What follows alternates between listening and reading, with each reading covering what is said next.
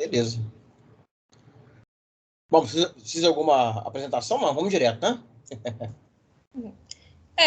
Bom, já estamos na terceira aula, né? Como você ainda não...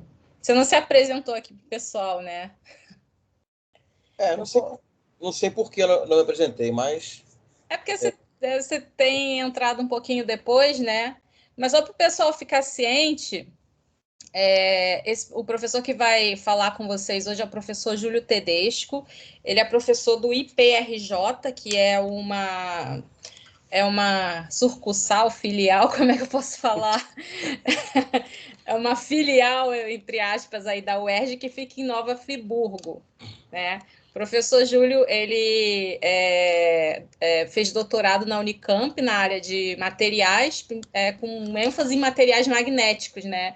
Isso. E ele também trabalhou muito com difração, seja de difração de raio-x ou difração de nêutrons. Ele fez pós-doc no exterior, trabalhando com difração de nêutrons, e acho que hoje ele vai mostrar para vocês um pouquinho como é que você trabalha com dados de difração usando o Fullprof, que o Colasso começou a mexer com vocês ontem. Não é isso, Júlio? Isso aí. Bom, deixa eu... Se eu fechar isso aqui vai dar ruim? Não, né? Não, acho que não. Bom, pessoal, tudo bem? Deixa eu ver aqui. Tudo laser. Bom, meu nome é Júlio, conforme a Sandra falou. Eu sou filho da UERJ também. E eu estava lembrando agora há pouco, Sandra, a gente fez o primeiro curso de Fullprof, a gente fez junto, não? Fullprof, não, desculpa, de refinamento rítmico, né? Foi, aquele do Sasaki. Os meus alunos foram lá fazer também. O Ed está aí. O Ed também já é a segunda geração aí que vai lá aprender alguma coisa com o Sasaki. Caraca, mas o Sasaki tá com aquele programa ainda ou já mudou? Ed, você sabe dizer? Não sei se o Ed saiu. Eu não tenho certeza, mas eu acho que ainda tá assim. Era o DBWS, era esse? Aham. Ih, caraca, ele continua com isso, meu Mas Deus. Ele deu a introdução desse programa e depois fez GSAIS. Ele ensinou pra gente GSAIS. Ah, bem melhor, bem melhor. Não, é porque... bom, eu não sei se vocês repararam, mas é que vocês são tudo novo, né? Mas pra gente que é um pouco mais velho, essa área de refinamento de ritmo, ela é relativamente nova. E o Sasaki, na época que o Sasaki começou a mexer no DBWS, o Fullprof ainda pouca gente conhecia, ele ainda não era tão difundido, o GSAIS acho que estava um pouquinho mais, mas acho que a ideia dele era, inclusive, alterar o código do WS e fazer o esquema dele, entendeu? Só que aquilo, né, cara? O Sasaki, infelizmente, não tem a estrutura que o Carvajal, né, que fez o Fullprof, tem. Então, acho que a coisa não adiantou muito, não. Mas era um programa que realmente era complicado para diabo.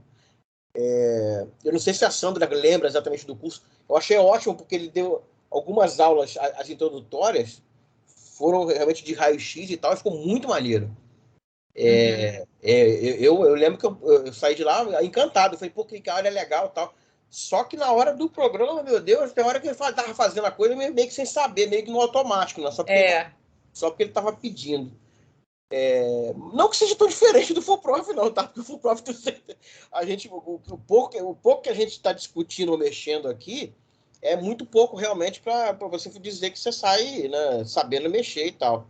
A ideia do nosso curso, na verdade, é mostrar um pouco como é que porque a gente pode se deparar com problemas muito simples, que você olha assim, poxa, é só isso? Assim como a gente pode se deparar com um problema que a gente não consegue resolver. Então, realmente não é nada... Ele pode ser trivial, mas quando é trivial é sinal que você está aprendendo pouco, vamos dizer assim. Bom, o Colasso, ele comentou com vocês aí nos 2 primeiros dias, mas era uma introduçãozinha. Sim. Para a história do DBWS, o Sasaki, com um cara que é da Unesp de Araraquara, que é um físico que trabalha lá, que inclusive é amigo do Fábio, trabalhou com o Fábio Furlan, que é da UFBC, que é o Carlos Paiva Santos, Carlos Oliveira Paiva Santos. O Carlos Oliveira Paiva Santos e o Sasaki fizeram um artigo que era a citação do DBWS, porque era uma tentativa mais ou menos nacional de aprimorar um programa. Então, só que não era ruim, não. Eu fiz esse curso também, não era ruim, não, mas não era muito amigável. Amigável, acho que é a palavra. Boa palavra. Dava vários bugzinhos, mas era uma tentativa nacional desses dois, Carlos Oliveira Paiva Santos, da Unesp de Araraquara, se não estou enganado, e do Sasaki tem mais um que eu não lembro quem era. Obrigado, Colasso. Como eu estou só com a apresentação na tela, eu não sei quem é que está aí. Se vocês quiserem falar alguma coisa, quiserem dar um toque, falem, porque eu não tô conseguindo ver o chat do lado, né? Mas realmente não era amigável. Bom, em todo caso, como vocês viram com o Titio Colasso aí, ele deu uma introduçãozinha meio de leve, né, nos problemas.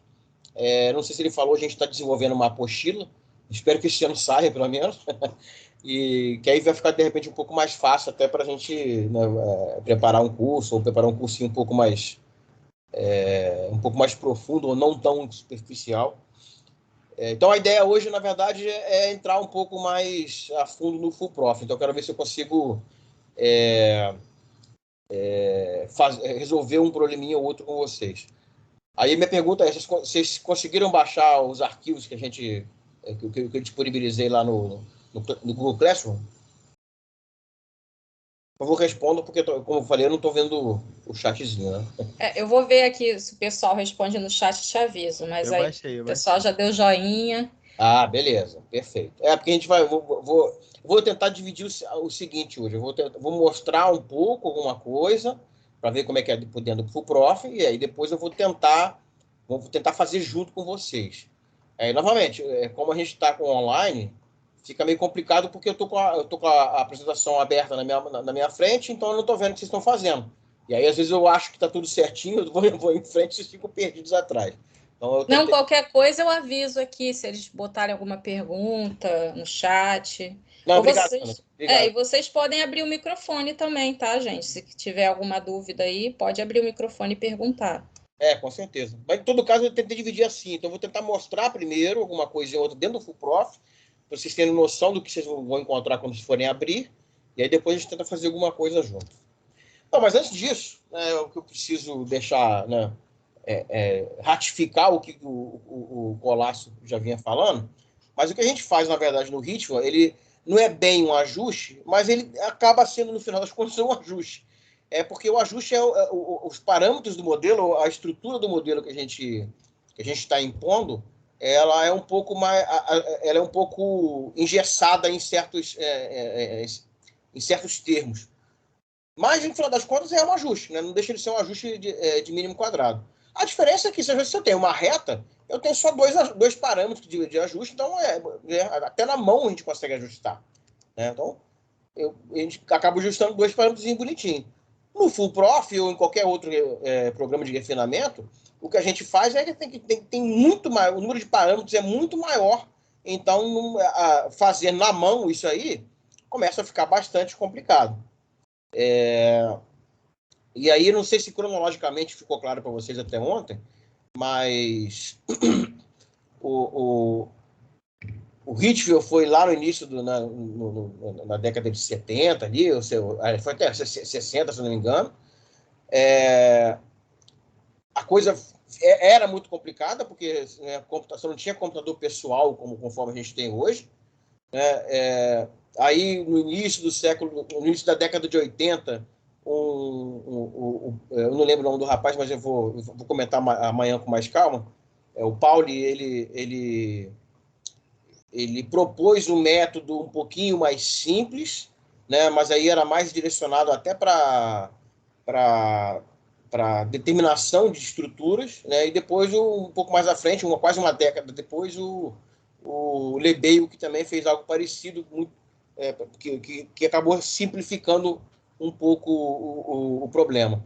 Mas ainda assim, mesmo com o Lebeio, né, a computação ainda não era uma coisa, né, muito avançada em si, ou pelo menos não eram.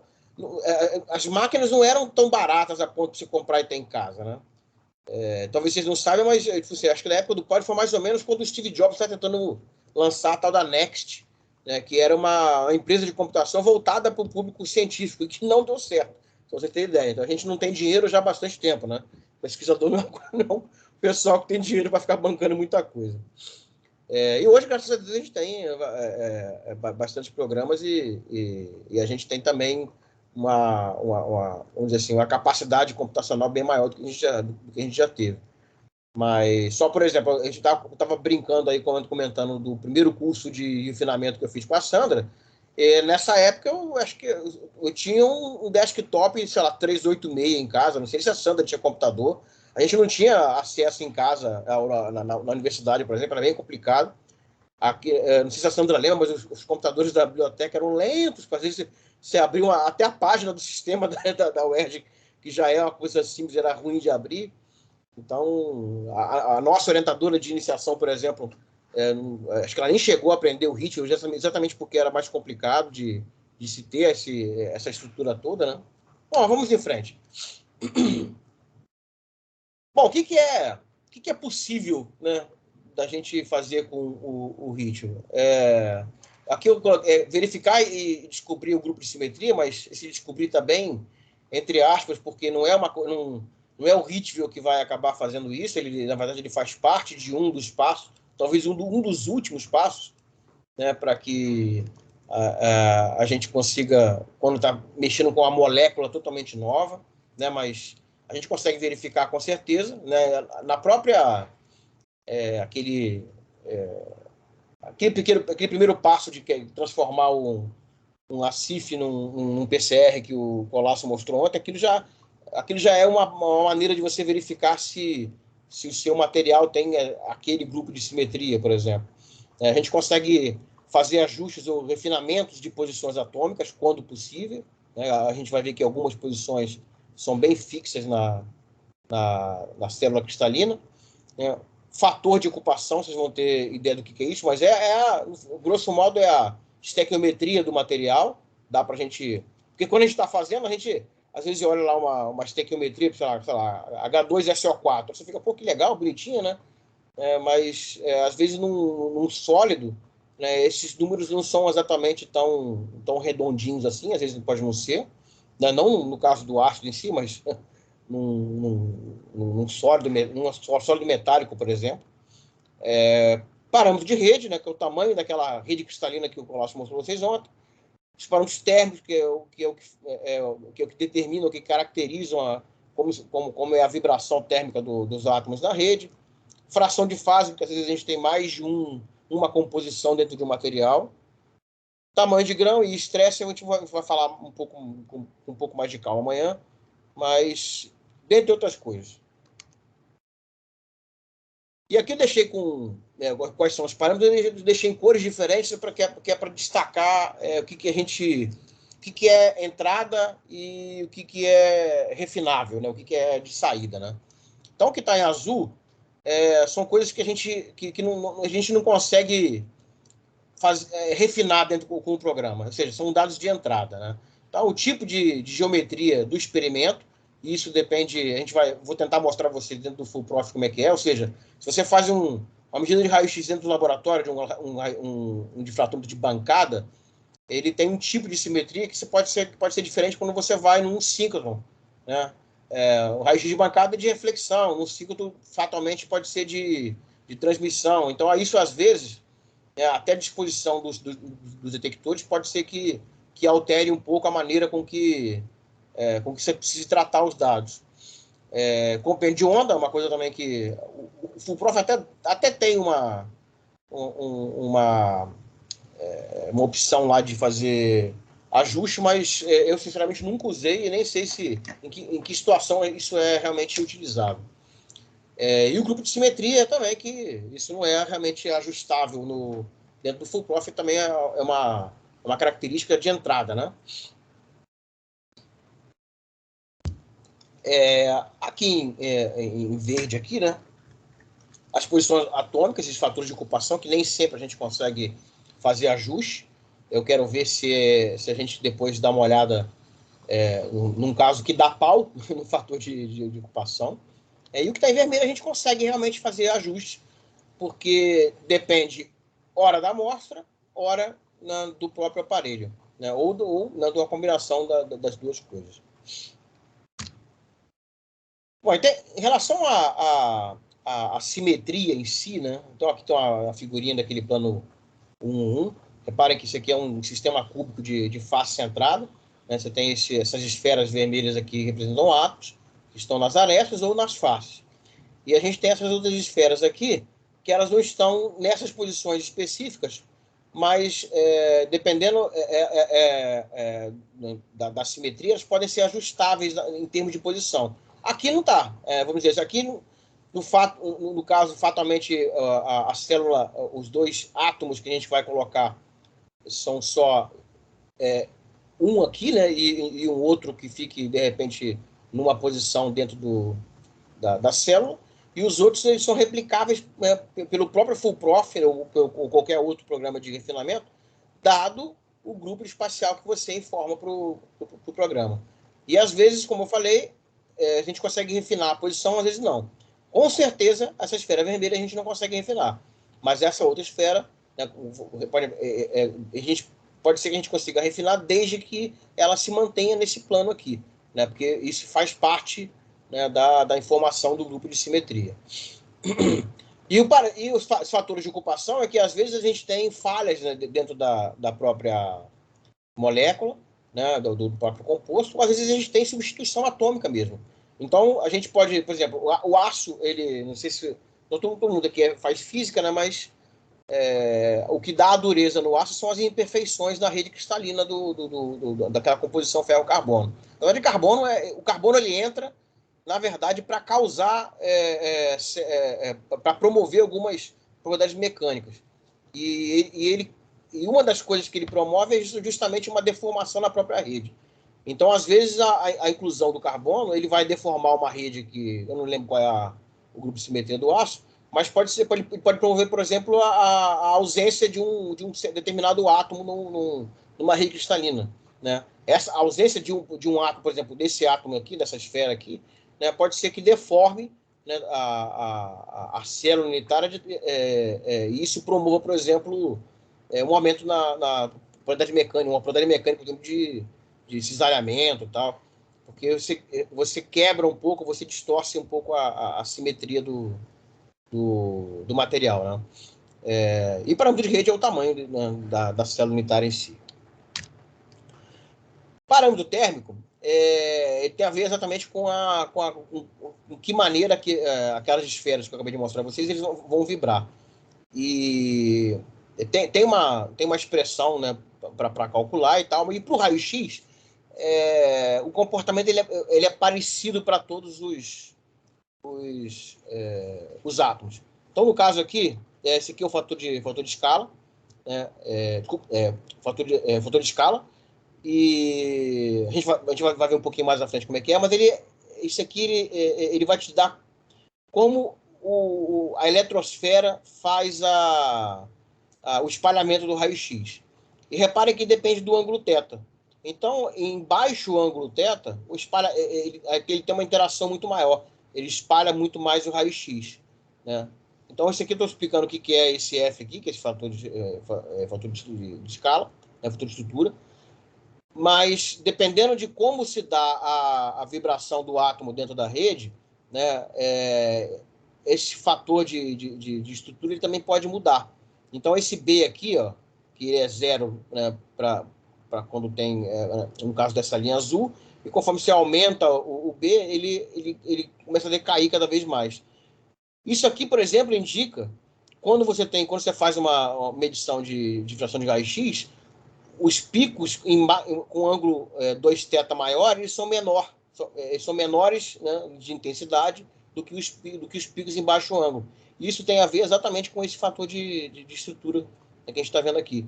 E conforme, depois a gente vai ver mais ou menos como é que a coisa funciona, é que se esse parâmetro térmico começa a aumentar, né, a gente, na verdade, vai ter picos, os átomos que compõem os planos, né, representados pelos picos com um ângulo 2θ maior, eles vão acabar influenciando menos na intensidade daqueles picos. Bom, e perfil experimental, né, que tem a ver com, na verdade, como é que o equipamento, né, ele mede os fótons que são difratados, né? Então ele tem a ver com a resposta do detector, e ele tem um caráter estatístico, né? As duas funções que representam melhor o pico, né? Um pico de fração de raio-x é a gaussiana e a lorentziana. Bom, o que é isso aqui, né? Tá, como um bom físico, eu deveria ter colocado os eixos das escalas, mas aqui seria a intensidade e aqui seria 2θ. Então, ou seja, aqui tem um pico que está centrado num ângulo qualquer aqui. Se a gente for levar em conta somente a lei de Bragg, o pico, na verdade, não deveria ser o pico, deveria ser uma linha. Mas, como a gente está falando de situações reais, o que acontece é que, primeiro, você tem deformações na rede, né? Isso eu acabei de falar com vocês aqui. Essas deformações vão acabar gerando um alargamento do pico, ou seja, você vai ter regiões em que a distância interatômica vai ser, ela não é constante ao longo de todo o material. Isso faz com que realmente você já tenha uma difração em ângulos ligeiramente diferentes. Isso faz com que a gente tenha o alargamento ou seja, em vez de uma linha, você tem uma distribuição de fótons que são medidos pelos detectores, e essa distribuição ela pode ser gaussiana, que é uma distribuição normal, né? Mas também foi identificado que uma lorentziana também pode descrever bem essa distribuição de fótons que estão sendo difratados. A outra coisa é que, além do próprio material que responde, né, que pode ter esse comportamento, o detector também não é perfeito, né? Ele também, vamos dizer assim, ele também acaba fornecendo, gerando uma largura no pico, porque ele não é totalmente preciso, ou seja, toda medição tem a sua incerteza, e essa incerteza, né, no caso do instrumento, ela gera esse alargamento de pico. A questão toda, então, como é que a gente faz para separar um do outro, né? Então, por enquanto, nesse primeiro momento, eu vou só dizer que a gente tem, no perfil experimental, no instrumental, a gente tem essas duas componentes, né? E mais à frente, amanhã, provavelmente, a gente vai começar a brincar um pouco sobre a separação de um com o outro. E o outro fato importante que eu acho que é preciso falar é o seguinte, eu acho que o Colasso já tinha comentado. Ao invés de a gente olhar para a gaussiana ou para o pico como um todo, a gente olha, na verdade, para a largura meia altura, né, além da própria intensidade em si. E aí tem um outro fato interessante e importante, é que a largura a meia altura, que no caso aqui é dado por esse H, né, índice K, ele depende da posição, né, do ângulo θ. Ou seja, um pico que está com ângulo em 2θ, está posicionado com um ângulo 2θ menor, ele vai ter uma largura que é diferente da largura, né, quando o 2θ é muito maior, né? Então a distância é muito grande, né, da origem.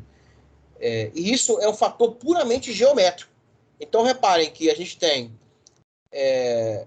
uma motivação, ou seja, a gente tem uma origem de alargamento que depende da amostra, ela depende do instrumental em si, e ela também depende da geometria, né, do experimento, conforme a gente está comentando aqui. E quem verificou isso foi o Cagliotti, que tem a fórmula dele, que é de 58, que a gente acaba usando bastante dentro do Full Prof. Daqui é que vão sair os parâmetros que a gente vai ver aqui, que é o U, o V e o W. Né? E aí, por conta disso aqui, né, ser um HK ao quadrado, a gente vai ter algumas limitações aqui nesses parâmetros. Então, por exemplo, como esse aqui está ao quadrado, esse cara aqui não pode ser negativo. Né? Isso faz com que o V seja sempre negativo e o U e o W sejam sempre positivos. Mas ainda assim, né, há restrições que o Full Prof vai mostrar para a gente, que de vez em quando pode dar uma mensagem como, olha, a sua largura, a meia altura, está negativa. Não seja que tem alguma coisa errada com o seu refinamento. Então, está aqui só separado uma lorentziana e uma gaussiana, conforme, você vê que realmente uma lorentziana ela sobe, ela tem um pico mais, uma base um pouco mais larga, né, do que uma gaussiana. E aí vocês vão perguntar a Júlio, então, qual que a gente usa, né? Na verdade, conforme acho que o próprio Colasso andou falando, a gente, na verdade, lá, os primeiros experimentos, que tinham poucos pontos, eu acho que eles usavam muito a gaussiana. Depois eles viram que, dependendo do instrumento que você estava usando, uma lorentziana acabava sendo um pouquinho mais adequada para o ajuste. Mas conforme o tempo passou, outras expressões, né, para descrever o pico foram aparecendo. Mas todas elas são, no final das contas, expressões que dependem de lorentzianas e gaussianas. Então, você tem algumas que são a simples soma das duas, né, com um certo peso de uma para outra.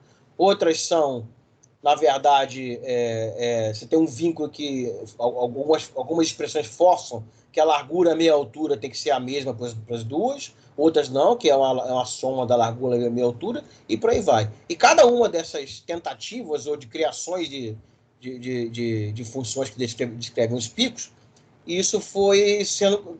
Cada uma delas tem um nome diferente, por isso que quando a gente vai abrir o FUPROF, tem um monte de nome diferente. Então, aqui só para deixar claro, temos uns dados aqui, né? Então, os círculos abertos vermelhos são os dados, né? Aqui é o zero, ou seja, o zero do difratograma em si, né? A linha preta é o refinamento, né? É o ajuste, né? A intensidade do pico, né, é dada por YI, né? Sempre vai ser mostrado essas barrinhas embaixo, que são são as posições, né, de reflexão de Bragg permitidas, né, pelo grupo de simetria, né? Essa linha azul é a diferença entre experimental e teórico, então a gente espera que ela sempre seja o mais flat possível, seja mais constante, né, o mais próximo de uma constante possível. E reparem que, então, a gente pega, por exemplo, isso aqui me parece ser um dado com um compêndio de onda de um ciclo, ou seja, ele não tem aquele K-alfa e K-beta, né, que a gente estava vendo. Então, imagina que esse pico aqui, né, ele fatalmente é uma composição, né, de lorentzianas e gaussianas. Agora, que tipo de composição a gente vai tentar ver que tem essas diferenças hoje ainda. Bom, então, dito isso tudo, o que a gente tem as larguras à meia altura, né, de gaussianas e lorentzianas são dados, né, por essas duas expressões aqui. Então, esses índices, né, eles vão dizer se os parâmetros são referentes ao instrumento ou se são referentes às amostras, né? Então, aqui o G indica a gaussiana, o L indica a lorentziana, né? O F é da amostra e o G é do instrumento. Então, reparem aqui, o parâmetro U ele é uma composição, né? Ele é um alargamento, né, devido tanto à amostra quanto ao instrumento. Já o V e o W é só com relação ao instrumento, né? A gente vai ver que tem um outro parâmetro, IG. Então, isso aqui é diferente do Cagliostro anterior, exatamente porque agora ele tá somando, né? Ele tá levando em conta que tem essas outras funções, né? E o cálculo foi feito de maneira um pouco diferente. Isso aqui, apesar que isso aqui carrega do Cagliostro, na verdade são só, né, as letras usadas, mas há algumas correções a mais que foram feitas depois. Então a gente vai ver que mais à frente que a gente consegue separar o que é amostra do que é instrumento, né, se a gente sabe qual é o quanto o instrumento fornece, né, de alargamento, né, no seu instrumento. Por isso que é muito importante, e vocês fatalmente vão acabar se deparando isso na vida de vocês, se vocês forem trabalhar com um pouco de raio-x, é que toda vez que vocês forem medir, vocês estiverem realmente interessados com as propriedades relativas ao alargamento do pico, vocês vão ter que pedir né, para o dono do instrumento, para eles medir também um padrão, né? Um padrão, ou seja, uma amostra que você sabe o quanto ela larga ou se ela não alarga, ou pelo menos uma amostra que vai te fornecer qual é o alargamento só do instrumento. Aí, a partir disso, a gente consegue tirar as propriedades só da amostra. E essa é a função principal do full profile, né, a Thomson Cox Hastings, que com uma assimetria axial divergente, que é uma função totalmente louca, acho que o Colasso tentou mostrar para vocês ontem, né? E ela é uma tentativa realmente de tentar descrever, e ela funciona relativamente bem. Mas, como eu falei, como isso depende do instrumento, pode ser que algumas outras funcionem um pouco melhor. Então, esse aqui, de novo, só o livrinho que o Colasso mostrou ontem, que era importante. Quem tiver afim, entra em contato depois, que acho que a gente tem o livro em PDF. Nem sei se ele vai estar falando isso, né? Mas vamos lá. Então, só para a gente resumir, então tem alguns parâmetros que dependem da amostra e do instrumento, alguns dependem só do instrumento, e alguns vão depender ou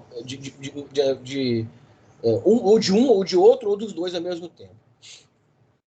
A gente fica muito... Apesar, bom, um ajuste, ele fornece alguns parâmetros, algumas grandezas estatísticas no final. A gente acaba olhando muito praticamente para duas, né? Mas isso não quer dizer que outras não são importantes. Então, acho que o Colasso já tinha mostrado isso aqui para vocês ontem, né? Esse RWP aqui acaba sendo bastante importante, que ele tem a ver exatamente com a diferença, né, entre observado e o calculado. Mas, por exemplo, a gente também tem um R de fator de estrutura. Esse I aqui é a integral do pico. Né? Isso também. E essa integral era importante porque, como a gente sabe que o pico é formado pelo espalhamento do átomo, da eletrosfera, então, se eu posso ter, por exemplo, o mesmo composto, né, em duas amostras diferentes, só que com propriedades físicas diferentes em termos de estrutura. De tal forma que, por exemplo, leve a alargamentos diferentes. Então, pode ser que os picos tenham alturas diferentes. Mas se a área sobre eles for a mesma, né, e eles são relativos à mesma reflexão, à mesma amostra, tudo igual, isso quer dizer que realmente só teve um alargamento de pico, mas que o número de átomos, ou não só o número, mas a quantidade de cada um dos átomos considerado acaba sendo a mesma. Então, isso é só para deixar claro que esse I, né, que vocês vão encontrar em algumas publicações, artigos e textos falando sobre o assunto, eles são importantes por isso, que isso aqui é a intensidade, né, integrada, né, daqueles picos. Então, só para resumir, a gente vai ficar olhando bastante para esses dois caras aqui, né? O RWP e o Q quadrado. Bom, vou falar do Full Prof em si. Vocês já instalaram, não é? Só para saber. Sim ou não? Sim. Beleza, perfeito. Então vamos falar o que é o Full Prof, né? Quais são as noções, né? Qual é a noção, né, que a gente tem dele, né? Tipo, tá, beleza, tem algumas informações aí, por onde que eu começo, né? Então vou mostrar basicamente dois programas em si, o Implotar e o EdPCR, que a gente precisa ou não do arquivo CIF. O CIF é um ótimo atalho, né, para a gente poder brincar. Depois eu vou mostrar para vocês como é que a gente faz a substituição atômica. Vou mostrar para vocês o que é um arquivo PCR, né, que é o arquivo que o Prof usa. Né? Depois eu vou mostrar tensão e tamanho de cristalito e tentar mostrar no último dia, né, como é que a gente trabalha com mais de uma fase dentro da minha amostra. O programa Full Prof em si, conforme vocês já devem ter reparado, na verdade ele faz um refinamento, mas junto com ele tem um monte de coisas que você pode fazer com o mesmo programa, ou tem os pacotes que vêm junto, dentro da mesma instalação, né? Então a gente pode realmente fazer simulações, conforme a gente fez ontem, e elas são importantes. Para quem está aprendendo, eu acho ótimo, inclusive, que numa simulação, como você não está refinando nada, muita coisa você pode futucar para ver como é que fica a cara do difratograma no final. Isso é importante para quando você está exatamente aprendendo. Então, ou seja, qual é o papel desse parâmetro aqui dentro do meu trabalho? O que ele faz? Se eu mudar esse parâmetro aqui de rede para mais, o que acontece com os meus picos? Então, acaba sendo importante, né, exatamente por isso também. Não só por isso, mas nesse início de trabalho acaba sendo bem interessante. A gente pode, obviamente, determinar estruturas, né, e a gente pode... O Full Profit também acaba... Pelo menos o pacote acaba dando essa possibilidade de a gente visualizar outras propriedades e acabar expandindo as nossas análises, né? Então, só para vocês terem uma noção, né, o Full Prof ele é escrito no Fortran 95. Vocês são novos, não devem lembrar do saudoso professor de termodinâmica Aníbal, né, mas ele ensinou para a gente Fortran, mas na época era 77, eu acho. Então, o Full Prof em si ele roda baseado no Fortran, né? Só que, as bibliotecas acabam usando outros códigos e tal, e a interface, né, de gráfica também acaba, que é bem mais nova que o próprio Fortran, né, acaba deixando a coisa um pouquinho mais amigável. Como vocês podem também ter verificado, o Full Prof é livre, né? Então, se ele é livre, a gente tem até acesso ao cara que criou. Eu acho que ele não aposentou ainda. Ele está em Grenoble, na França. Ele parece o Papai Noel. É um coroazinha bem espanhol, bem gente fina mesmo. Então, se não envolve dinheiro, o que acontece é que, né, pode dar pau. Então, isso é só um comentário, porque dar pau no Full Prof é uma coisa bem... Não é porque é mal feito, mas exatamente porque o interesse é científico, né? Então, quem usa até hoje acaba, né, tendo condições exatamente de saber o que está acontecendo com o erro, vai lá e ir lá e tentar resolver, né, vamos dizer assim. Baixando o Full Prof e abrindo, né, o íconezinho que aparece lá na área de trabalho, a gente consegue visualizar essa barra, né, esse Full Prof Toolbar, que é a barra de ferramentas, né? E aqui, cada um desses botões aqui são programas que estão vinculados, né, ao grupo de pesquisa, né, do Carvajal, e eles estão vinculados ao Full Prof, né? Então, o que roda realmente, na verdade, Full Prof é só esse botãozinho aqui, né? Esse cara aqui é o editor de PCR, ou seja, ele é mais novo porque ele é o que dá a interface para que a gente, né, faça a nossa brincadeira. Esse botãozinho do lado aqui, ó, ele tem pelo menos uns 10 anos, né, que é um EdPCR 2.0, mas ele não funciona até hoje. Eu nem sei se as versões mais novas ainda tem, mas essa versão que eu baixei mais antiga aqui, que eu fiz essa apresentação, ainda tinha esse botãozinho aqui. A minha não tem mais. Não tem mais não? Acho que desistiram já. Mas eles tinham lá um projeto de melhorar lá. É porque, bom, para quem...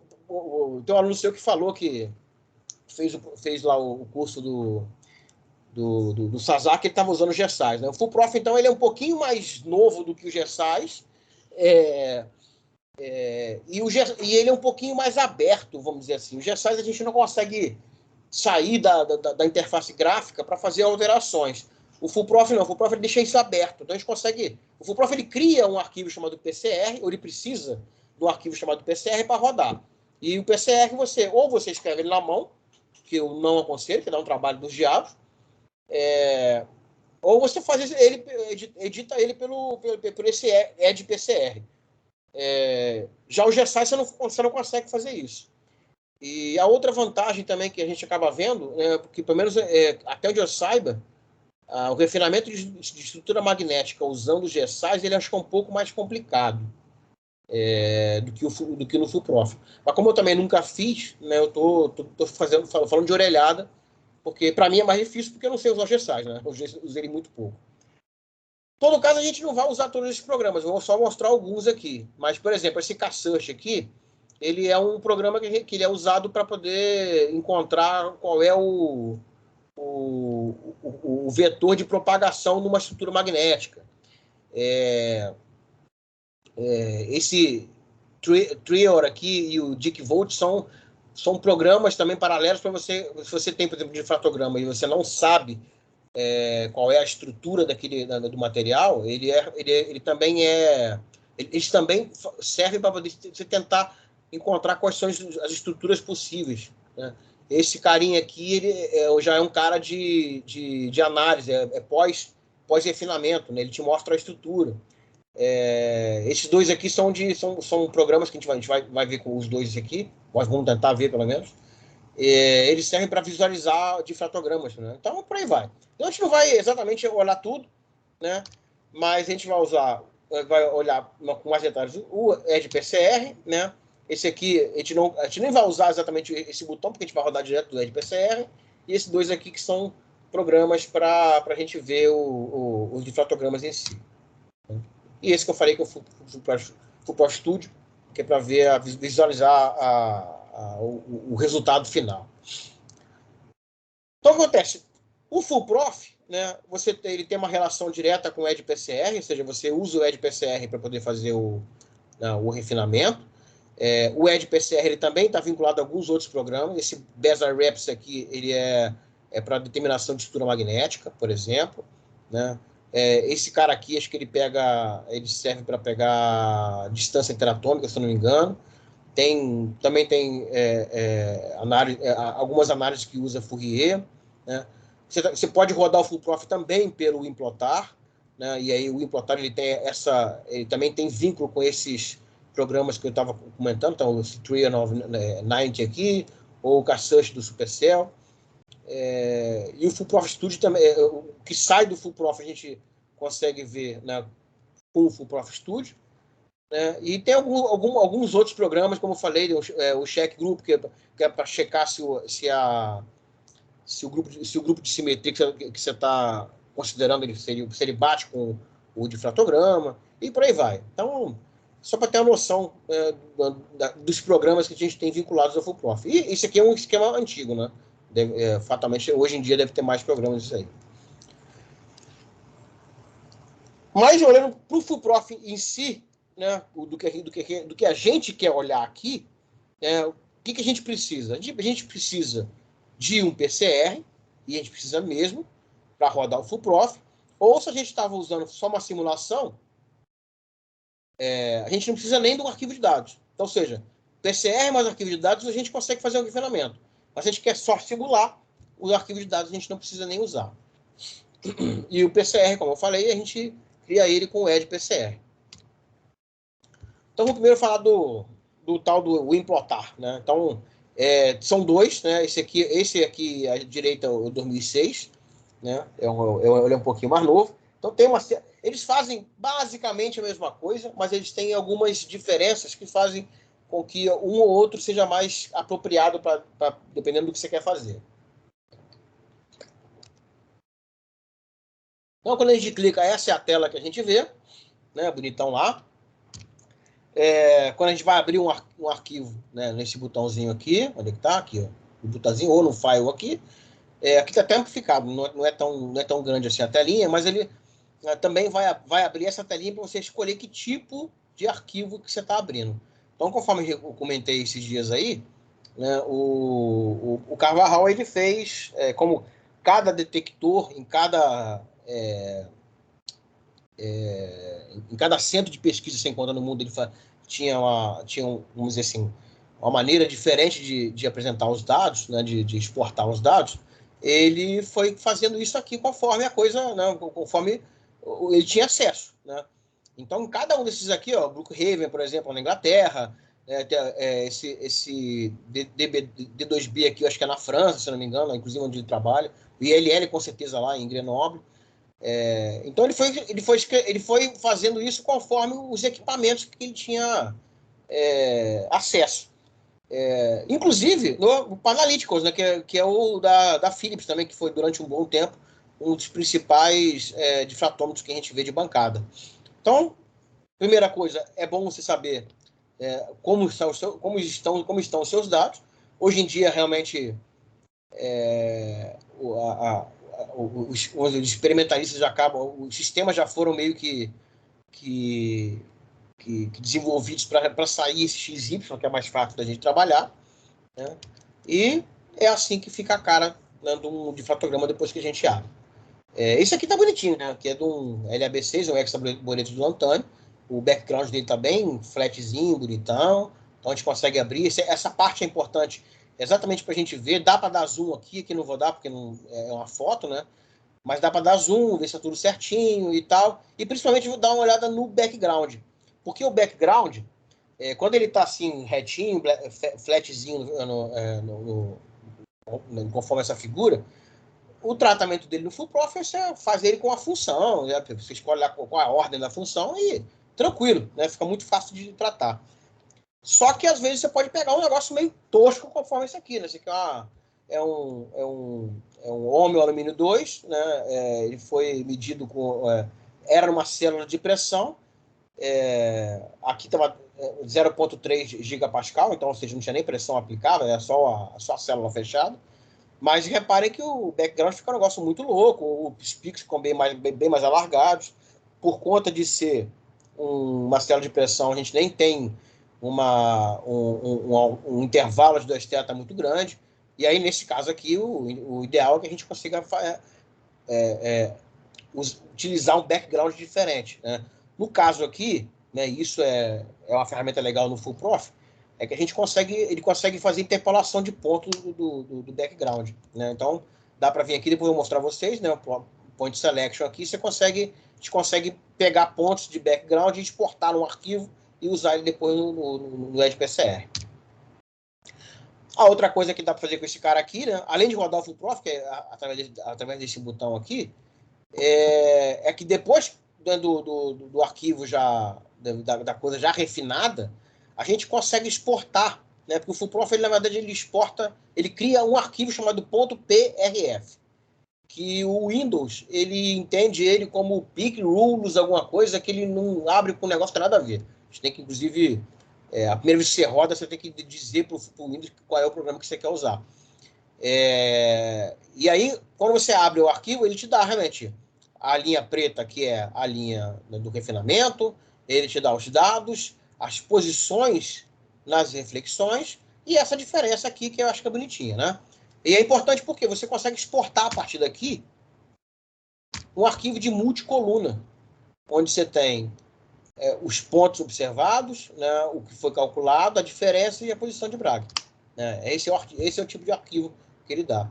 E aí, a partir daí, vocês podem levar isso para um Origin, por exemplo, ou para um SciDavis também, que é um Origin gratuito, ou para qualquer outro programa que vocês queiram fazer, né, a edição que eu falo, a criação da figurinha para colocar no relatório, colocar no artigo, e o que seja.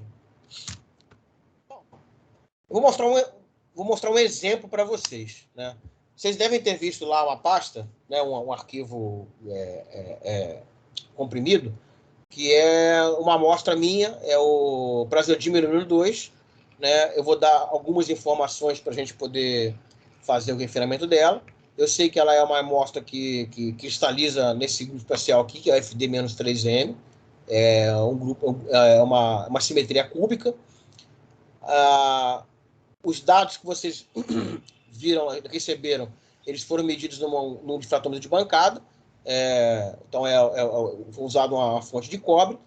E eu sei também que o parâmetro de rede está algo em torno de 8 angstroms. Como é que a gente faz? Vou explicar para vocês, a partir dessas informações, o que a gente tem que fazer para poder brincar com o Full Prof. Então, vou mostrar, depois vocês fazem em casa, bonitinho, né? Mas a ideia é, se eu tenho uma CIF que vocês receberam, que eu baixei também, a coisa fica mais fácil. Porque a CIF foi o que o Colasso explicou para vocês, que é um arquivo que tem todas as informações de entrada, né, de grupo espacial, posição atômica e tal. Ou seja, é a estrutura que eu desejo. Eu preciso refinar essa estrutura, né, que é o que eu faço com o ajuste, né, do método com o método de Riefel. Onde é que eu consigo, né, as CIFs? A gente tem, o governo brasileiro paga, né, para a gente ter acesso, né, à base de estruturas cristalinas. O site é esse cara aqui, ó. Aí você fica assim, pô, Júlio, qualquer um mexe? Não. Você precisa fazer um cadastro. Então você entra aqui nesse endereço, vai ter uma parte lá que é para criar cadastro. Você cria o cadastro, você tem que usar o e-mail institucional. Antigamente, era até chato, acho que não sei se a Sandra lembra disso, a gente não tinha que enviar um e-mail para uma pessoa, porque aí essa pessoa te indicava para abrir uma conta no seu nome. E aí, só dali em diante que você tinha acesso. Lembra disso? Lembro. Deixa eu só fazer um comentário rapidinho sobre essa base de dados. Como o Júlio disse, ela é uma base de dados que o governo brasileiro paga para a gente utilizar. Então, vira e mexe, a gente tem a ameaça de que o governo não vai mais pagar para a gente usar por causa da baixa utilização, né?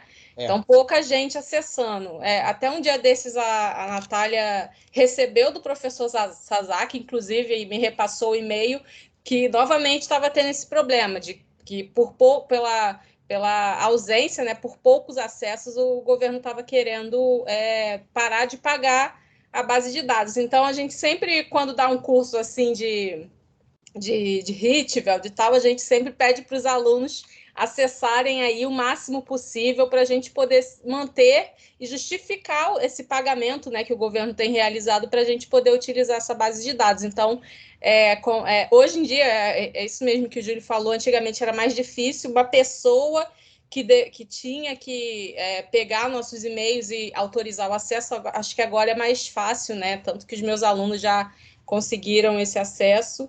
Então, é bom que vocês sempre usem essa base, né? Entrem lá, façam lá o cadastro, que se vocês forem trabalhar com isso, e se está todo mundo fazendo pós-graduação, certamente vai acabar usando num momento ou outro. Então, é legal que vocês façam. Acho que até vou ver se eu consigo colocar aqui a página inicial. Onde é que está aqui? É aqui, ó. Vocês estão vendo aí? Agora é assim. É porque já mudou um pouco, né? Aquela figura ali já é um pouquinho diferente. Mas tá vendo aqui, ó? Criar nova conta, né? Você tem que colocar o e-mail institucional e tal. E aqui, quando você clica em criar nova conta, você vai ter que fazer um preenchimento aqui, bonitinho e tal. Hoje é bem mais fácil de resolver do que no nosso tempo.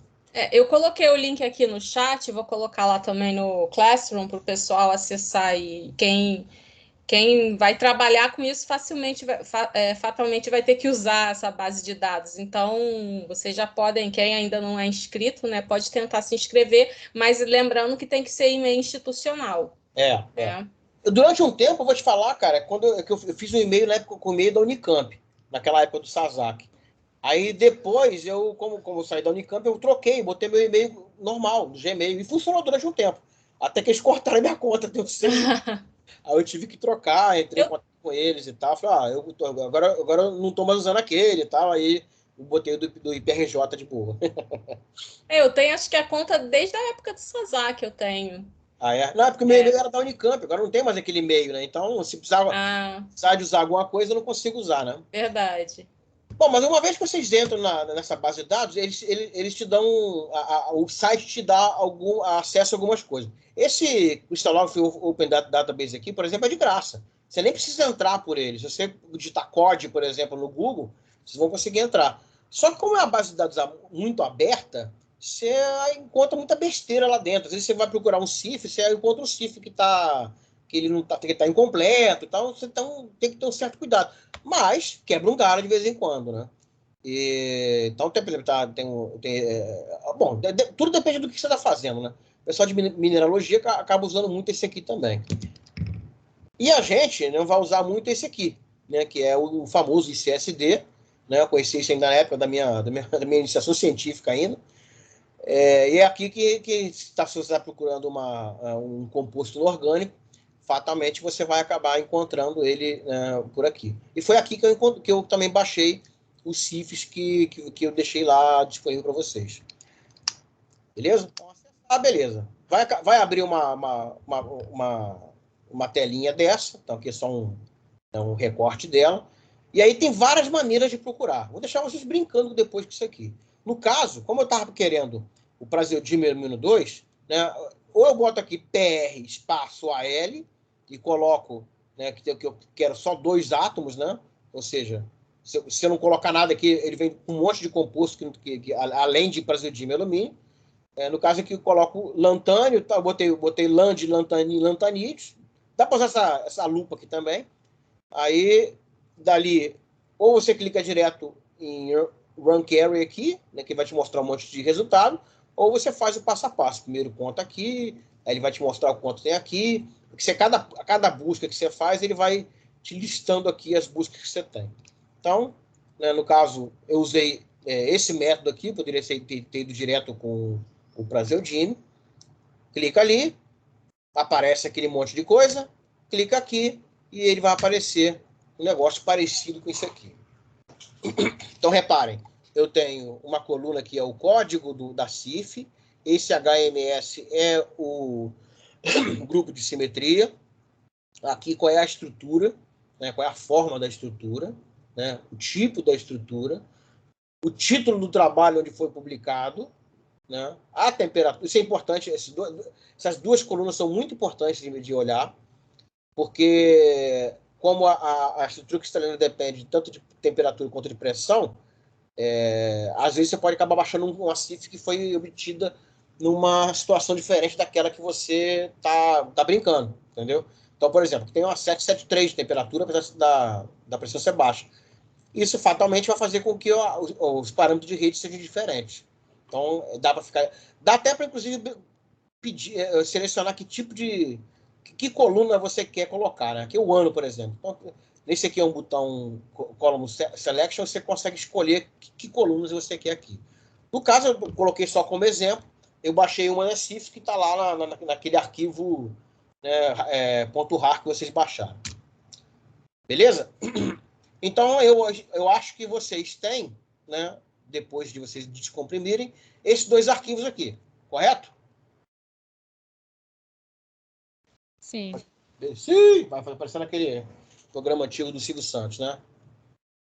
Bom, então vamos lá.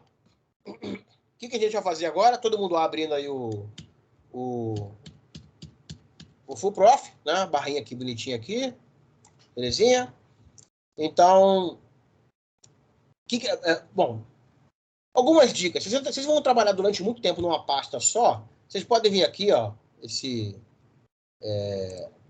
essa seleção aqui, né, de arquivos, vocês podem selecionar qual é a pasta que vocês vão usar. No caso aqui, eu estou usando essa pasta aqui, dentro da onde está o curso, né? Está aqui no dia 9, quarta-feira. É bom que vocês trabalhem sempre dentro de uma pasta só, evitar o caractere especial e tal. Então, vocês só descompactem a pasta e tal, num TRL2, por exemplo, né? Aqui eu já tinha criado alguma coisinha, né? Mas eu já estou com a pasta certa. Então, escolham a pasta que vocês estão trabalhando e, a partir disso, cliquem nesse Add PCR. Né? O Add PCR, quando você acaba de abrir, ele está tudo cinza aqui, porque não tem nada, ele não carregou nenhum PCR, então você não consegue mexer em nada, né, no bichinho aqui. Então, qual é o método mais trabalhoso para poder mexer com isso aqui? Era eu criar aqui, ó, esse aqui é o New Data, né? E aí eu ficar entrando com todas as informações que eu sei sobre a amostra em cada um desses botões aqui. Dá um trabalho enorme e a probabilidade de dar pau também é enorme. Né? Então, o melhor atalho que a gente tem que fazer é usar o CIF, porque o CIF já vem com todas aquelas informações. Então, a gente vem aqui, ó, carregar uma CIF, né? Aí eu vou vir aqui, PRL2, clico na bichinha, clique em abrir. Vocês estão fazendo aí? Estão conseguindo acompanhar?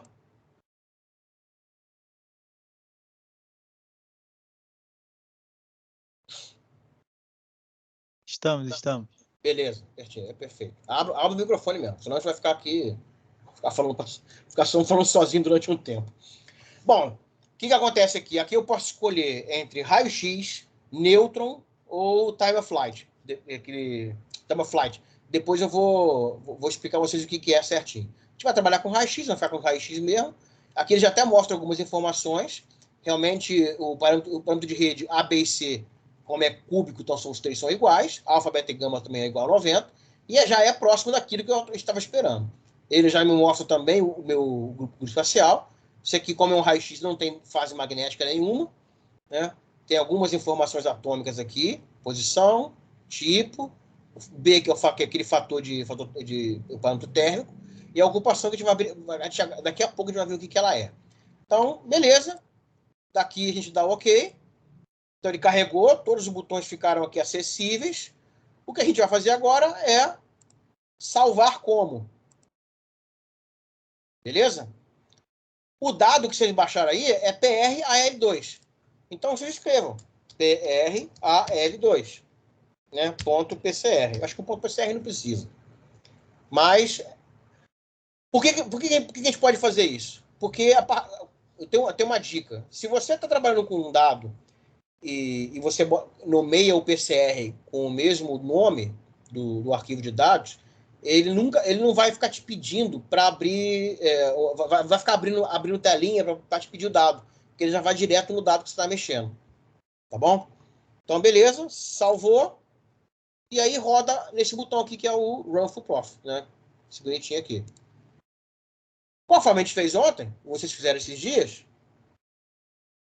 né? A partir do momento que vocês rodam, ele vai o quê? Vai simular.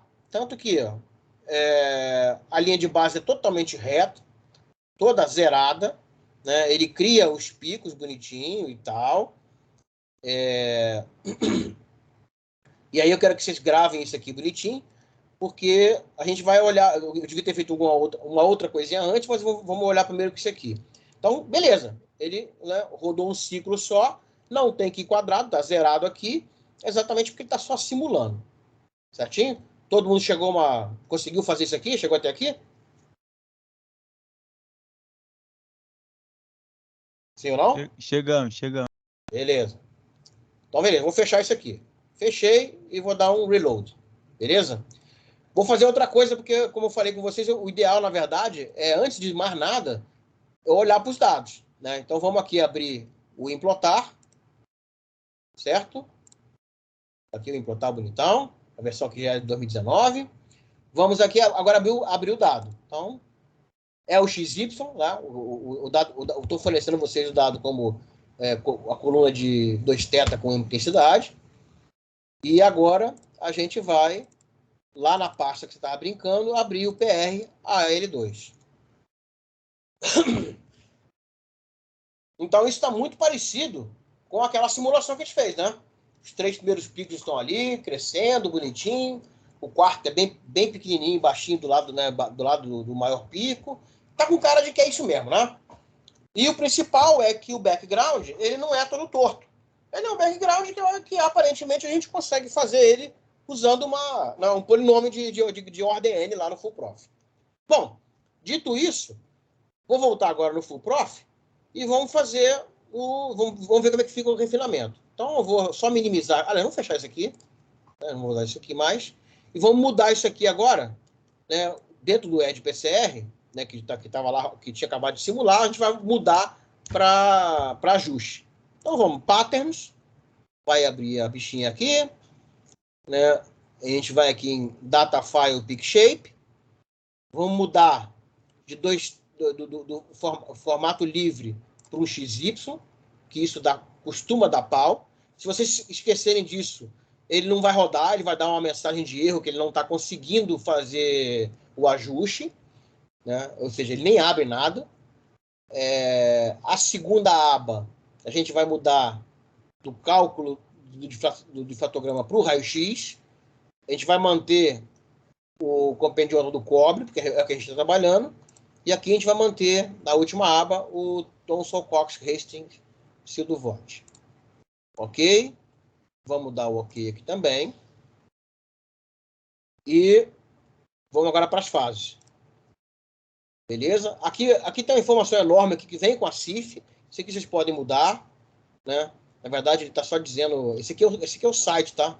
Aqui, o site que eu baixei a CIF vem isso aqui. Então aqui vocês podem vir aqui no final, aqui, apagar tudo e botar aqui, ó, PR AL2. Beleza? Aí vem aqui, ó, Contributions to Patterns. E aqui também a gente muda, né, do Calculation para o raio-x. O resto a gente deixa igual. Ok. Ok. Salvou. Rodou. Vamos ver se vai dar certo? Ele realmente não abriu nenhuma janela, porque o nome do PCR e o nome do arquivo de dados é o mesmo, então ele já abre direto, mas repara que ele já não é mais aquela coisa bonitinha, né? Tá um negócio feio pra diabo. Então repara aqui, ó, como eu não coloquei nada para refinar e nem mexi nada do que estava dentro do CIF, ele vai fazer o cálculo aqui no zero, tá vendo aqui? Então aqui tem um pico, vou dar um... Aqui, o pico, tá vendo? Tá ultrapassando muito aqui a tela, inclusive, né? Todos os picos. Mas a posição tá ali, né? Tá bem próxima, não é? Beleza. Então o que a gente tem que a gente precisa refinar aqui? Se a gente sair refinando qualquer coisa, pode ser que o programa, na hora que ele fazer que vai fazer a mudança nos parâmetros, ele pode, por exemplo, tirar do parâmetro de rede, ele pode diminuir tanta escala que vai zerar, então ele pode se perder. Então a primeira coisa que eu acho que a gente pode fazer aqui é tentar refinar primeiro o deslocamento, né, da amostra, né, que é aquilo que o Colasso mostrou vocês. Ela pode estar um pouquinho mais abaixo ou um pouquinho mais acima. Outra coisa que eu acho que é importante. Tem dois parâmetros, né, que é chamado de instrumental. Um é o zero. O zero é exatamente esse zero aqui, ó, né, nesse eixo aqui. Que é exatamente que vem de folga do próprio difratômetro. Ou de um ajuste, se for mexendo com o ciclo. Então, isso é uma coisa que tem que vir, né, ela tem que ser fornecida pelo dono do instrumento. Como aqui a gente está fazendo um teste, quem mediu fui eu, há, sei lá, 20 anos atrás, eu já não lembro de nada, então a gente vai fazendo uma coisa mais ou menos no tato. Mas o ideal seria isso. Quando vocês pegarem os dados, vocês têm que pedir qual é o arquivo de medido padrão no outro instrumento. Então, que o ideal é primeiro vocês mexerem com o padrão, para depois mexerem com o próprio dado. Como o dado é simples, a gente consegue tirar algumas informações sem precisar do padrão. Então, vamos lá. Então, vou fechar aqui. Ele pede... É até estranho isso aqui, porque aparentemente a gente está mexendo com um programa só. Mas está mexendo, lembrando, a gente mexe com dois programas. O EdPCR não é o FullProf. Né? Então, quando você pede a partir do EdPCR para rodar o FullProf, ele roda o FullProf e volta para esse programa. E aí esse programa, ele entende que outro mexeu. Né? Então, ele pede até, você quer realmente reler o teu... Né, quer recarregar o seu PCR? No caso, deu tudo certo. Então, a gente dá sim. Mas quando dá merda, quando dá pau, a primeira reação que eu vou dizer a vocês é não, marca não. Porque quando marca não, vocês podem entrar dentro do EdPCR e tentar consertar o que vocês tentaram fazer e não deu certo. Bom, só que quando acontece isso, vocês vão ter que sempre depois vir aqui salvar. Mas beleza, aqui, dando sim, deu tudo certo. A gente vai vir aqui, instrumental, e vamos colocar aqui o deslocamento da amostra. Certo? Ok. Como tem um ciclo só não faz nada, eu vou colocar aqui 10 ciclos. Ok? Ok. Salva. E vamos rodar. Se vocês travarem algum ponto aí, ó, vocês falem, viu? Então, reparem que os picos alteraram. Beleza? Foi até 10 aqui, bonitinho. Eu posso rodar de novo, né? Porque ele ainda não... Tá vendo aqui, ó? Ele ainda não alcançou a convergência, mas isso pode ser porque realmente ainda está muito fora. Então, eu vou rodar de novo. Ele vai até 10. Você viu que ele diminuiu um pouquinho esse valor aqui. Ó, agora já deu outro problema aqui, não sei o que tal, porque realmente está muito longe do ideal. Né? Então, vamos dar um zoom aqui, ver como é que está. O pico parece estar na posição certa, esse primeiro pico. O ideal é que a gente olhe sempre, como é cúbico, né? A gente olha o primeiro pico e olha o pico bem para frente. Porque aí a gente vai ter noção se a coisa está mais ou menos batendo. E parece que está. Né? Ou seja, agora é um problema só de intensidade de pico. Então agora a gente sai, salvou, vamos vir aqui, refinement, profile, e agora vamos fazer o seguinte, agora vamos refinar a escala. E dá ok. A outra coisa, vamos refinar o background também, que a gente foi refinar, que o background está muito abaixo dos dados. Então a gente vem aqui no background e vamos marcar só o primeiro. Beleza? O primeiro aqui, de ordem 0, ele é o quê? Ele é só constante, né? Então aqui seria, se fosse um polinômio, seria D0 mais D0 2 θ, mais D0 D1 θ, D2 θ ao quadrado e por aí vai. É mais ou menos assim que funciona. Então dá ok, salva e roda. Então a coisa, reparem que já está bem melhor, né? O Q quadrado, que era um negócio que nem cabia aqui entre o Q quadrado e o nome do dado, agora ele já está cabendo, tá 34 e pouco, né? Ele ainda não convergiu, reparem aqui, vamos rodar mais uma vez. Agora já convergiu, que não dá mais aquela mensagem. Ele só fez 3 ciclos por conta disso. E agora a gente pode ver aqui, ó, o primeiro pico, zoom, realmente está batendo, está bonitinho ali, né? Ele só não está com o shape perfeito, mas ele está batendo. E esse último aqui está batendo também. Aqui também está bonitinho. Então vamos lá. Agora vamos refinar outras coisas. O background a gente viu que também não está lá, essas coisas bonitinhas. Então vamos refinar agora. Eu vou botar mais 2 parâmetros aqui para refinar. E vamos refinar agora também o parâmetro de rede. Se eu marcar só o primeiro, ele vai marcar os 3 bonitinhos aqui também. Então, ok, salva e roda. Reparem que aqui, ó, background aqui, reparem que tem uma subidinha aqui, né? Ou seja, isso aqui a gente tem 2 coisas que a gente pode fazer. Ou a gente muda o background, ou vai colocando cada vez mais termos, pode ser que isso nunca funcione direito, ou a gente pode colocar o background na mão, que seja uma interpolação. Então vamos lá.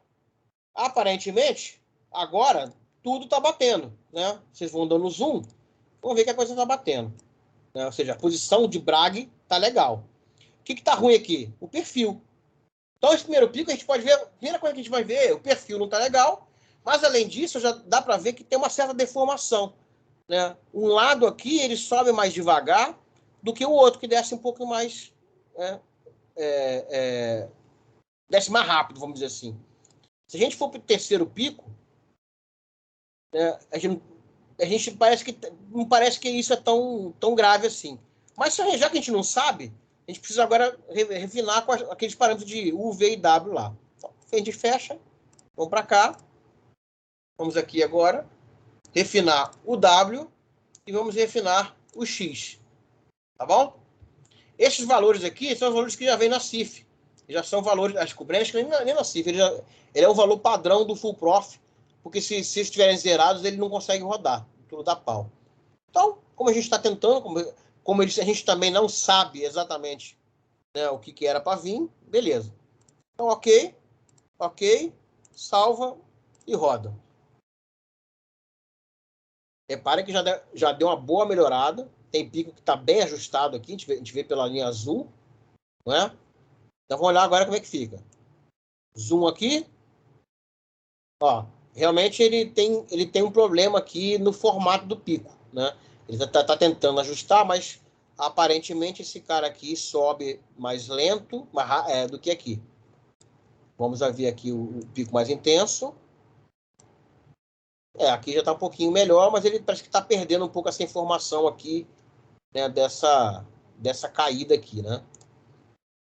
Aí, como a gente está com pouco tempo, a minha ideia era brincar mais com isso. Vamos fazer o seguinte? Vamos mudar o tipo de curva, porque esse aqui eu me lembro que eu brinquei em casa e a curva né, aquela Thomson Cox ela não era exatamente a melhor. Então a gente vem aqui em Patterns, Data File Pick Shape, Pattern Calculation, aqui a gente vai mudar.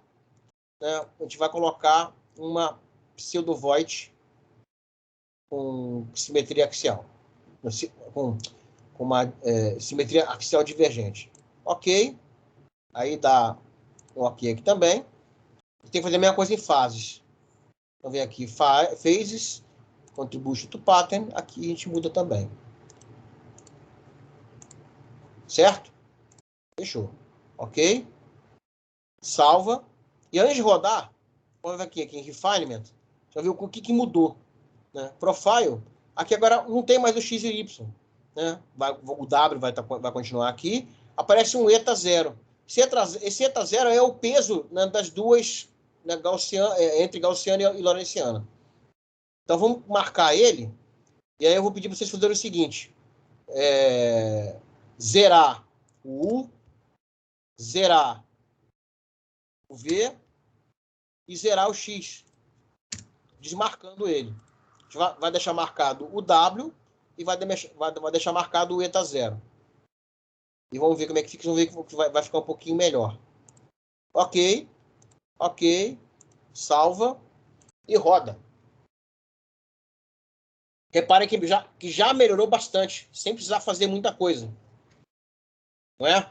Quando a gente olha agora aqui no primeiro pico, ó, apesar de ele estar indo um pouquinho com problemas, né, ele não está tão bonitinho, mas ele já está bem melhor do que estava. Né? O pico mais intenso também. Aqui está batendo bonitinho, ó. Então, repare que só pelo fato de eu mudar, apesar da Thomson Cox aparentemente ser uma função melhor, ele já, no final das contas, a pseudo-void acabou sendo um pouco melhor para isso aqui. Pode ser porque, como eu medi esse dado num difratômetro ainda da Unicamp, muito antigo. Então, pode ser que realmente aquele cara lá funcione melhor, né? A resposta do equipamento seja melhor descrita com uma pseudo-void. Vou mostrar mais duas coisinhas só. A primeira, realmente está incomodando essa coisa aqui, né? Então, como não tem pico nenhum aqui, ó, o que eu posso fazer? Eu posso criar uma região de exclusão e ele começar a fazer só a partir daqui, ó, já está reto já. Então, ó, vou dar um zoom aqui nesse pedaço aqui, para vocês entenderem. Reparem que aqui, ó, ele vem bem mais ou menos até aqui, ó, 14, ó. Para baixo de 14 é que ele começa a divergir um pouco. Então, eu vou criar uma região de exclusão para a gente não fazer nenhuma conta com dados com 2θ menor do que 14. Além disso, a gente está vendo aqui que tem uma certa assimetria ainda nesse pico. Vamos olhar o segundo pico também. O segundo pico já, né, aparentemente já está bem legal também, não tem tanta assimetria assim. E o terceiro já tinha visto também que parecia que estava legal. Então, vamos fazer o seguinte. Vamos dizer para o programa, para o Full Prof, que os picos abaixo de 25, que engloba esse pico aqui, eles têm um tipo de assimetria. Então, a gente vem, fecha, ok. Primeira coisa que a gente vai ver, então, aqui em Patterns, que a gente vai resolver tudo aqui. Aqui tem um botão de Extrude Regions. Só você vem aqui, adiciona uma região de exclusão, e a gente diz que de 0 até 14, ele não vai considerar. Então, a gente criou uma região de exclusão. E a outra coisa, a gente já vem aqui em Geometria, Geometry e RF, correções, aqui Corrections, e aqui ó, tem uma parte aqui, ó, Peaks below these 2θ, limit are corrected for asymmetry. Então, aqui eu tinha dito que era, nem lembro mais agora. Sandra, você lembra? 25. 25, tá bom. O pessoal tá atento aí, ó. Tá vendo? Beleza, então, ó, abaixo de 25, eu quero que ele corrija. Tá bom. Ok. Só falta dizer o seguinte, como é que ele vai corrigir essa desgraça? Né? Tem que ter algum parâmetro para ele fazer aqui refinamento. A gente vem aqui em Refinement, Profile, e aqui em Asymmetry Parameters, a gente vai marcar esses dois primeiros. Eu sei porque... por que eu não marco os 4, Júlio? Bom, primeiro que o Full Prof ele é um pouco problemático quando você quer marcar muita coisa ao mesmo tempo. E segundo, porque eu sei que esses dois já resolvem um pouquinho do problema. Então, deixa eu marcar esses dois aqui. Ok. Ok. Salva e roda. Ó. Primeiro pico ficou que é uma maravilha. Né? Olha o que quadrado. 1,54. Isso aqui, quanto mais próximo de 1, melhor. Quando a gente olha também pro RWP, ó. Pô, 10 e pouquinho. Olha que delícia. Pô, perfeito. Né? Os R's, todos os R's aqui estão pequenininhos. Isso aqui ficou um refinamento muito bom. Vocês conseguiram achar a mesma coisa aí? Sim, o meu deu o mesmo valor. Ô, beleza, hein? É bom quando dá certo. Quando dá errado, é desgraça. Então, beleza, eu vou sair daqui e vou pedir para vocês irem lá na pasta onde vocês colocaram essa coisinha aí. Certo? Então, aqui, PRL2. Reparem que agora o FullProf ele cria um monte de coisa aqui, né? Um monte de arquivos. Eu vou pedir para vocês abrirem o arquivo .prf. Como eu falei, se vocês nunca mexeram com o FullProf no Windows, ele costuma mostrar aqui, onde está arquivo PRF no meu, e você está escrito assim, pick rules alguma coisa. Porque ele entende que isso aí é uma outra terminação. Se isso estiver acontecendo, o que eu indico? Clicar com o botão direito, abrir com, aí vem aqui, escolher aplicativo, e vocês vão, né, no caso aqui o meu já está certo, né? Mas vocês vão procurar o aplicativo na pasta do FullProf, ou seja, C2 pontos, FullProf Suite, e vão procurar onde está escrito WinPlot R, conforme está aqui. Ô, Júlio, se eles forem lá no WinPlot, lá que está na barra de ferramentas do FullProf, escolher arquivo, funciona? Então tem que ficar catando lá. Também dá. Só que é o seguinte, aí eles vão ter que fazer isso sempre. Se vocês fizerem isso uma vez só aqui, marcar sempre, abrir o aplicativo com isso, sim. Nunca mais vocês vão ter o problema. Entendi. Mas vamos lá para a gente encerrar logo, né? Então aqui, tá vendo que eu abro aqui, ó, o que ele gerou? Ele gerou um arquivo de saída em que eu tenho os dados, o que foi calculado, a linha bonitinha aqui. Então aqui eu consigo abrir e verificar como é que ficou cada um dos picos. Realmente a coisa está bem, né? Está muito bem ajustada, né? Eu escolhi bem o dado aqui. Olha que bonitão.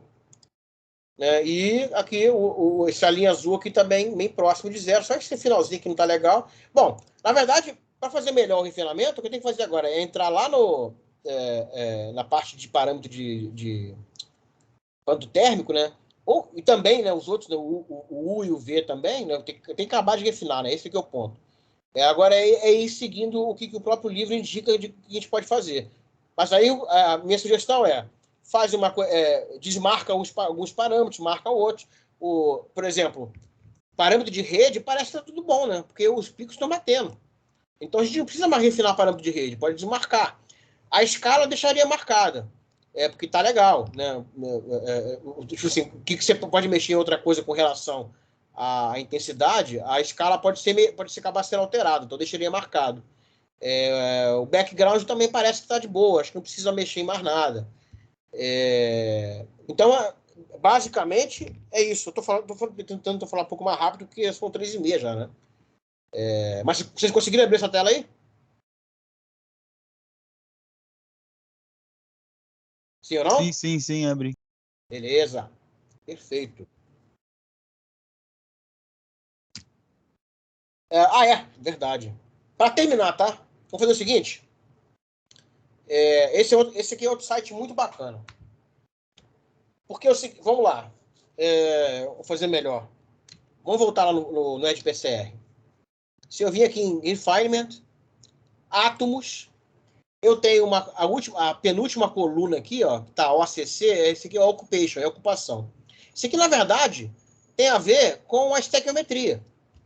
Né? Então, se eu, por exemplo, se eu não desse essa informação, se você não tivesse essa informação, você poderia simplesmente fazer o seguinte, vou colocar, se é PRL2, então vou colocar 2 átomos de alumínio e um de praseodímio. E se vocês forem fazer a conta, realmente, 0.04167 é metade de 0.08333. Vamos ver se dá certo? Aqui, então, eu vou botar 2, que é onde está o alumínio, e aqui eu vou botar 1, que é onde está o praseodymium. Então, eu fecho aqui, vou aqui de novo aqui em Profile, só para ter certeza que realmente a escala está aqui. Então, eu vou deixar a escala ainda refinando. Vou desmarcar os parâmetros de rede e vou desmarcar o eta e o W, tá bom? Vou fazer a mesma coisa aqui com a simetria, que é para evitar que dê algum pau. Então, desmarca tudo que está aqui, deixa só a escala marcada. Vamos dar OK. O background, se vocês quiserem, pode até tentar marcar mais coisas aqui, de repente a coisa não dá pau, então eu vou marcando os outros 3. Então, lembrando, instrumental também não precisa marcar mais nada. Ó, então a gente desmarca o instrumental, deixa todo o background marcado, deixa só a escala marcada nessa parte do profile, e no Atom a gente mudou a ocupação para uma estequiometria, vamos dizer assim, desejada, né? Que é o que a gente foi o que eu desejei para fazer a amostra. Vamos dar OK, salvar e rodar. Antes de rodar, o que vocês esperam que vai acontecer? Porque imagina o seguinte, aquela ocupação ali é a fração de átomos que o Full Prof está usando para fazer a brincadeira toda. Então, se você sai de centésimos e vai para um valor inteiro, o que vocês acham que vai acontecer com a amplitude do difratograma calculado? Respondam rápido que o tempo acabou. Vai ficar muito alta, não? Exatamente. Então, se vocês dão aqui o vamos rodar, tá alta pra cacete. Mas ela vai baixando porque eu tô fazendo refinamento. Né? Olha que bonitão. Praticamente chegou no lugar lá. Ó. Isso por quê? Porque ele teve que recorrigir a escala, que estava lá era 10 a menos 5 ou 10 a menos 4, se eu não me engano, e foi para 10 a menos 6. Então, quando vocês não têm essa informação, vale a pena, vocês conseguem trabalhar assim, né, com 1 e 2. Mas você pergunta, pô, Júlio, então que desgraça, por que você não fez essa porra desde o início, né? Bom, porque quando você está mexendo com uma amostra que só tem uma fase, ou seja, o praseodymium número 2 é só essa fase cúbica, estrutural cúbica, tudo dá certo. Mas se vocês começam a trabalhar com amostras que pode ter uma outra fase, aí a coisa complica, porque a fração de número de átomos, porque isso aqui, na verdade, o que o Full Prof faz? Ele vai replicar o praseodymium e o alumínio dentro da rede cristalina conforme as posições que a gente colocou aqui. Se você aumentou os dois igualmente, ele vai corrigir a escala. Né? Mas se você agora começa a comparar com outra estrutura que não seja cúbica, por exemplo, que tenha uma multiplicidade ou uma replicação de átomos diferentes na rede, ele já vai se perder. Ele vai calcular a fração de fase, mas ela não vai ser real. Ela não vai fazer sentido. E aí você pergunta, tá, Júlio, então de onde surgiu aquele número que estava ali? Né? Agora eu vou mostrar para vocês de onde surge aquele bichinho ali. Então, eu vou mostrando aqui de novo, voltando à apresentação. Esse site aqui, ele é muito bom, ele tem bastante coisa de cristalografia. Quando vocês abrem, vai ter esse aqui. Eu tive que dividir em 2, né? Esse cara, né? Aqui tem outras coisas aqui embaixo. Então, eu vou só clicar esse Space Group Symmetry aqui, para abrir essa outra aqui. Aqui tem um Wyckoff Positions, que é exatamente aquele fator de ocupação. Quando vocês clicam aqui, ele vai mostrar essa outra telinha que você pode escolher, você vai digitar qual é o número referente ao grupo espacial. No nosso caso é um FD-3M. Mas eu não lembro o grupo. Né? Na época, quando eu estava mexendo com isso aqui, eu sabia de cabeça. Eu não sei se é 227. É uma porra dessa, é verdade. Mas como eu não sei, e vocês também não precisam saber de cabeça, vocês podem clicar aqui em Choose, que ele vai abrir uma lista que tem uma tabela de grupos espaciais. Então é enorme aqui, tive que cortar em 3. Reparem que tem 230. E aqui o P1 é aqui que tem mais baixa simetria, e o 230 é a mais alta simetria. O 227, que é o FD-3M, no caso ele tem 2 escolhas aqui de eixo, de origem, né? No caso, dependendo do programa que você usa, né, é o programa mesmo, não tem nada a ver com a física em si. Você escolhe 1 ou 2, no caso aqui é escolher o segundo, e aí ele vai mostrar essa posição, essa tabela aqui. Então, reparem, coordenadas é a posição atômica, né? No nosso caso lá, a gente estava vendo que um dos átomos estava em meio, meio, meio, e o outro estava em ponto 125. Ponto 125 é 1/8. No caso aqui, ó, reparem que o que estava em meio, meio, meio era o alumínio. Tem uma multiplicidade de 16. E o que estava em 1/8, que é ponto 125, é o praseodímio, que é metade. Olha que delícia. Ou seja, a multiplicidade do alumínio é o dobro do praseodímio. E faz sentido. Tá, Júlio, mas você ainda não explicou a desgraça daquele número quebrado. Repare qual é o máximo de multiplicidade que a gente tem. 192. Então, aqueles números, na verdade, é a razão de 8 sobre 192 e 16 sobre 192. Ele precisa disso porque essa informação do grupo espacial é importante para o prof poreplicar os átomos na rede. E aqui a gente também começa a ver como é que o FUPROF entende a questão de poder mudar ou não a posição atômica. Se for qualquer número que seja 000, meio, meio, meio, ponto 125 e por aí vai, o FUPROF entende que ele é uma posição fixa, ele não muda. Mas se você mudar um pouquinho, de tal forma, por exemplo, 125 botar ponto 120, nos 3, ele vai entender que é essa posição aqui, ó. X, X e X. Então ele vai mexer com os 3 iguais. Entenderam qual é a graça da parada? É claro que ele também vai entender quando você está próximo de meio, né? Se você já está em uma posição menos X, mais meio. Então, se for 0,49, ele vai entender, menos 0,49, ele vai entender que está nessa posição aqui. Então, ele vai saber, ele tem essa, vamos dizer, essa inteligência, entre aspas, para saber que essa posição aonde ele pode replicar.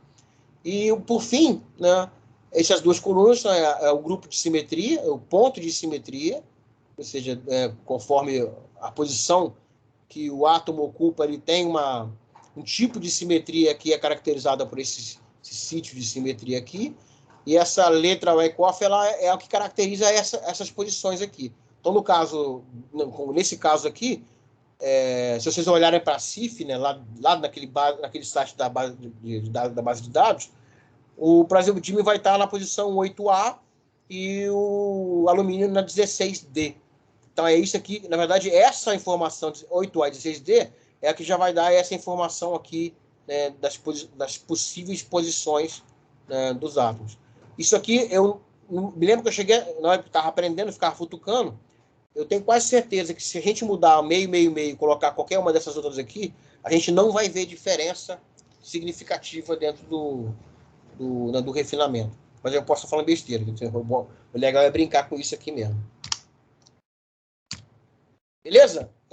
Não dá tempo, obviamente. Eu já imaginava que ia estar bem próximo aqui dessa brincadeira aqui. Mas aí amanhã a gente continua. Eu deixei o outro lá. O outro que eu deixei foi qual foi mesmo, que eu já não lembro mais. Foi esse Gadolino com homem, né? Eu deixei para vocês brincarem lá. Certo? Sim ou não? Sim, né? Amanhã eu vou ver se a gente começa brincando com ele de início. E daí eu já mostro como é que é dentro de um PCR para a gente começar a brincar com outras coisinhas. Eu não sei se o Colasso prometeu tal, mas de repente a gente faz a gente separa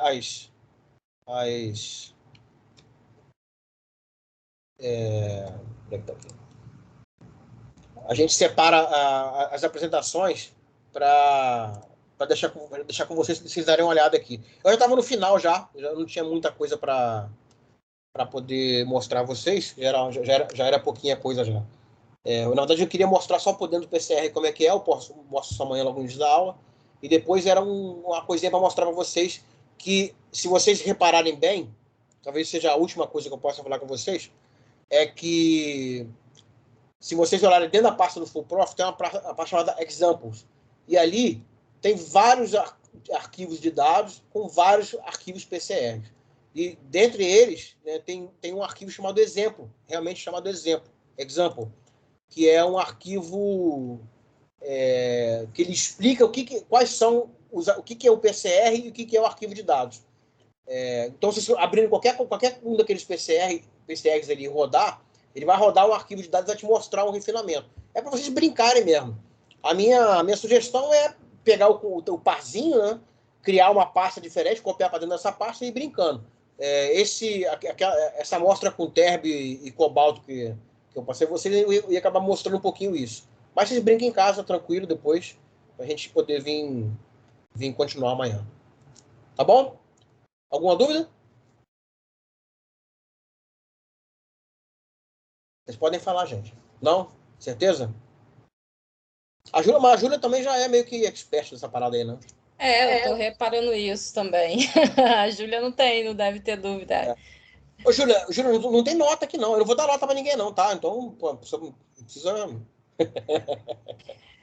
Então, quem tiver dúvida, eu vou pedir para deixar para perguntar depois, ou perguntar lá no Google Sala de Aula, porque agora a gente tem uma outra atividade, né? Física fora da academia, então quem puder assistir, eu coloquei o link lá também na sala de aula, tá bom? Então, acho que a gente pode encerrar por hoje, né, Júlio? Beleza, tô parando aqui a gravação e até amanhã para vocês.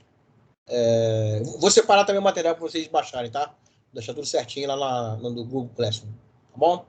Valeu pela presença aí, valeu, Sandra. Tchau, gente. Obrigada.